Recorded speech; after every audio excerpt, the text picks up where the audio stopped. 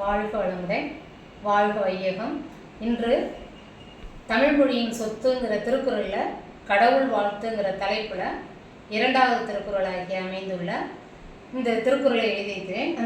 அந்த திருக்குறளை பலனும் சொல்கிறேன்.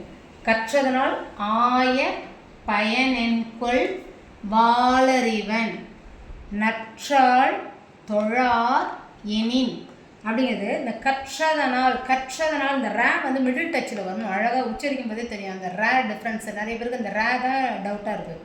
அந்த ரே வந்து கற்றதனால் அப்படிங்கும்போதே மிடில் டச்சுக்கு போயிடும். கற்றதனால் ஆய பயனென்கொள் வாளறிவன் நற்றாள் தொழா வந்து உச்சரிக்கும் போது நல்ல நாக்கு ஃபோல்டு பண்ணி பேக்கில் போகணும். தொழா அர் எனின் அப்படின்னா இதோட பொருள் என்னென்னா, அதாவது என்ன தான் நம்ம சிறப்பாக படிச்சிருந்தாலும், அதாவது வணங்காதவன், அதாவது கடவுளை வணங்காதவன் வந்து கடவுளை வணங்கி தான் நம்ம வந்து எல்லாமே நம்மளுக்கு கிடைக்கிது. நம்மளுக்கு மீறிய ஒரு சக்தி இருக்குது.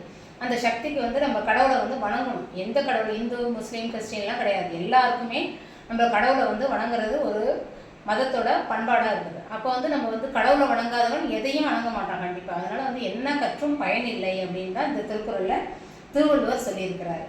வாழ்க வளமுடன், வாழ்க வையகம்.